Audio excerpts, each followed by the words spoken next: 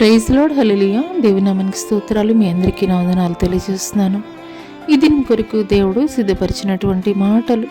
ప్రియ సహోదరి సహోదరుడా, నేడు కొన్ని ప్రాంతాల్లో మనం చూస్తూ ఉంటాం, అనేక మంది జనాలు మరి ఆ ప్రాంతంలో, ఆ నేలలో విలువైనటువంటి రాళ్ళు దొరుకుతున్నాయని, విలువైనటువంటి వజ్రాలు దొరుకుతున్నాయని, మరి కొన్ని దినాలు వరకు కూడాను ఆ ప్రాంతంలో ఉండి వాటి కొరకు వెతికి అవి దొరికిన తర్వాత మరలా వాటిని నిర్ధారణ చేసేటువంటి వ్యక్తుల వద్దకు తీసుకుని వెళ్ళి వాటిలో విలువైనటువంటివేవో, యోగ్యమైనటువంటివేవో వాటిని ప్రత్యేకపరిచి విలువ లేనటువంటి వాటిని పారవేసేటువంటి వారిగా ఉంటారు.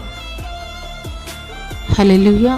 ఈ మాటలు వింటున్నటువంటి ప్రియనేస్తమా, భూ సంబంధమైనటువంటి దొరికేటువంటి ఆ యొక్క రాళ్లల్లో నీకు దొరికినటువంటి రాళ్ళన్నీ కూడా విలువైనటువంటివి అని నీవు తలంచవు, కానీ వాటిలో విలువైనటువంటివి ఏవో మరి నిర్ధారణ చేసేటువంటి వ్యక్తుల వద్దకు తీసుకుని వెళ్ళి విలువ కలిగినటువంటివి మాత్రమే నీ వద్ద ఉంచుకుంటావు.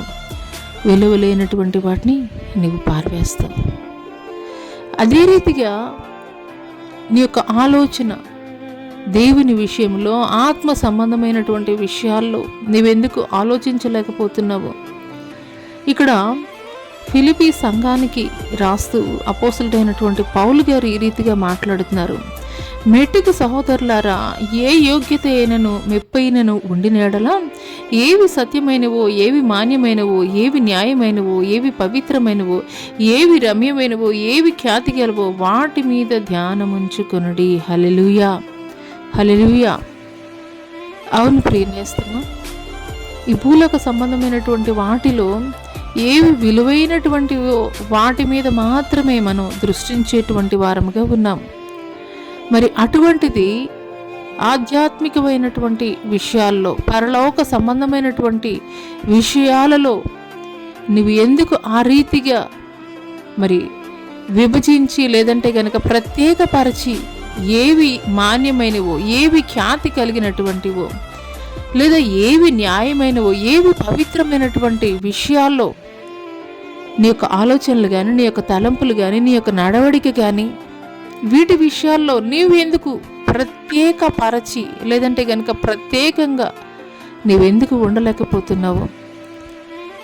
ఈ యొక్క ఉదయకాల సమయంలో ఈ మాటలు వింటున్నటువంటి ప్రియనేస్తమా, పరిశుద్ధాత్మ దేవుడు ఈ మాటలు నా కొరికే మాట్లాడుతున్నారని నీవు విశ్వసించగలిగినట్లయితే ఆయన మరలా రానై ఉన్నాడు రెండవసారి మధ్యాకాశంలోనికి. ఆయన వచ్చినప్పుడు ఆయన ఏ రీతిగా ఎంచుతాడు అని అంటే గనక, నీవు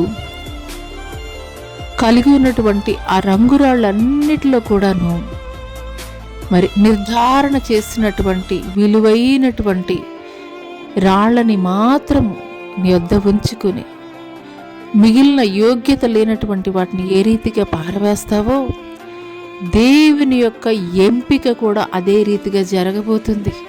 ఆయన చిత్తానుసారముగా, ఆయన ఆలోచన ప్రకారము, ఆయన చూపించినటువంటి మాదిరికరమైనటువంటి జీవితాన్ని ఎవరైతే కలిగి ఉంటారో, ఆయన ఆలోచనలకి తగినటువంటి రీతిగా ప్రత్యేకమైనటువంటి జీవితాన్ని, యోగ్యమైనటువంటి జీవితాన్ని, మన పౌరసత్వం పరలోకమందున్నదని గ్రహించి పరలోక సంబంధమైనటువంటి పౌరసత్వం కొరకు ఎవరైతే ఈ భూలోకములో వారి యొక్క ఆలోచనలను, ప్రవర్తనని సరిచేసుకుని వారి యొక్క జీవితాన్ని గడిపేటువంటి వారిగా ఉంటారు, అటువంటి వారిని మాత్రమే దేవుడు ప్రత్యేకపరిచి మధ్యాకాశంలోనికి ఆయన తీసుకుని వెళ్ళబోతున్నాడు.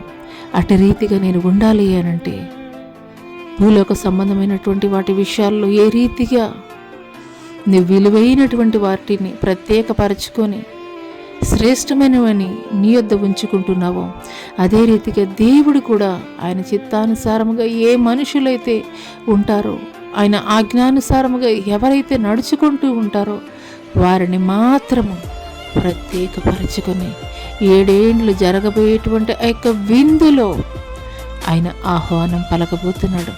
అట్టి ఆహ్వానం నేను కూడా పొందుకోవాలనుకుంటే ఈ దినము నుండి నీవు కూడా ఒక ప్రత్యేకమైనటువంటి జీవితాన్ని కలిగి ఉన్నప్పుడు నిశ్చయముగా ఆ యొక్క కడబూరం రోగినప్పుడు ఎత్తబడేటువంటి గుంపులో నీవు మాత్రమే కాదు, నీ కుటుంబం కూడా నిలబడి ఉంటుంది.